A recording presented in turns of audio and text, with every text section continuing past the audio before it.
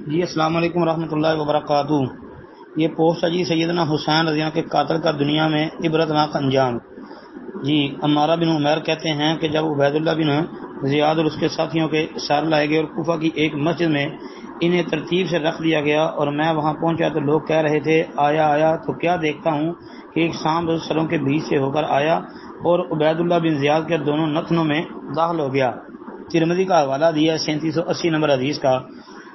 کہتے ہیں جی اس کی تحقیق محترم بھائی سند اس کی ضعیف ہے جی۔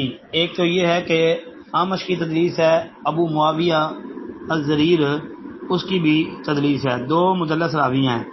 اب یہ بات یاد رکھیں، ایک بات تو یہ کہ کہتے ہیں جی کہ امام یحییٰ بن سعید القطان رحمۃ اللہ علیہ کا یہ قول کہ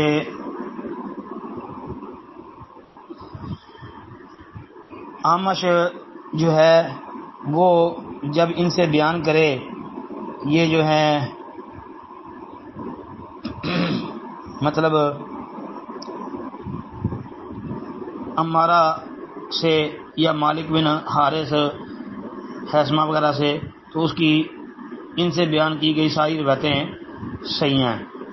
لیکن بات یاد رکھیں کہ یہ امام یحییٰ بن سعید القطان رحمۃ اللہ علیہ کا قول علل الحدیث امام عمر بن علی الفلاس جو ہے ان کے اندر موجود ہے۔ عمر بن علی الفلاس رحمۃ اللہ علیہ کی علل میں یہ قول ہے۔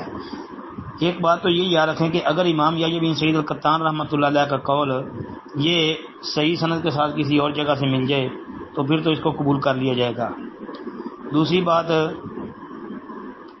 کہ عمر بن علی الفلاس رحمۃ اللہ علیہ کی طرف منسوب یہ کتاب علل الحدیث یہ مشکوک ہے، یہ صحیح معلوم نہیں ہوتی یہ کتاب، اس لیے کہ اس کا بنیادی راوی جو ہے وہ مجہول ہے، اس کی کوئی توثیق نہیں ملی۔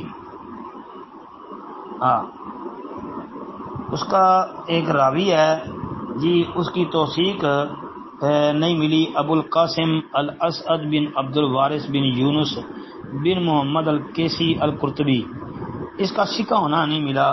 معتبر توثیق اگر مل جائے تو پھر تو انشاءاللہ یحییٰ بن سعید القطان رحمۃ اللہ علیہ کا قول جو ہے وہ لیا جا سکتا ہے۔ باقی ہمارے علم کے مطابق جو ہمیں سمجھ آئی ہے وہ یہ ہے کہ یہ والی بات مشکوک ہے، اعمش والا معاملہ جو ہے اس جگہ پہ تو مدلس تو ہے ہی ہے۔ دوسری بات یہ ہے کہ اگر اس کو تسلیم ایک منٹ کے لیے کر بھی لیا جائے تو ابو معاویہ جو ہے اس کی تدلیس قائم ہے۔ یہ جو ابو معاویہ الزریر والی بات ہے جی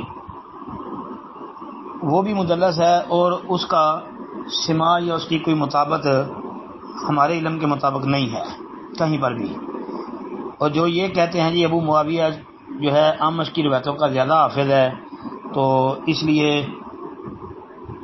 ابو معاویہ ان اعمش جو سند ہے اس کو کسی نے بھی ضعیف نہیں کہا، تو یہ بات کرنے کی ضرورت نہیں ہے۔ اب دیکھیں کئی ایسی روایتیں ہیں کہ جن کو ائمہ محدثین میں سے بعض نے جو ہے صحیح یا حسن کہا ہے، ان کے اوپر حکم لگایا ہے، لیکن اس کو اس لیے چھوڑ دیا جاتا ہے کہ جی اس میں فلاں راوی مدلس ہے، وہ سگان سے بیان کر رہا ہے، نہ اس کا سماع ملا ہے، نہ کوئی معتبر مطابقت ملی ہے، شواذ کوئی نہیں ملا وغیرہ وغیرہ، تو اس کو نہیں لیا جاتا۔ اب یہاں پر کس طرح لیں؟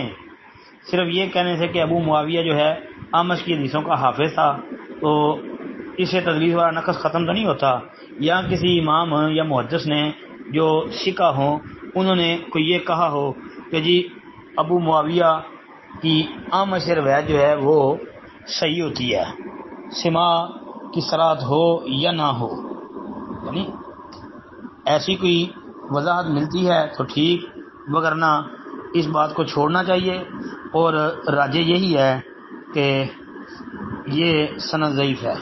السلام علیکم ورحمۃ اللہ وبرکاتہ.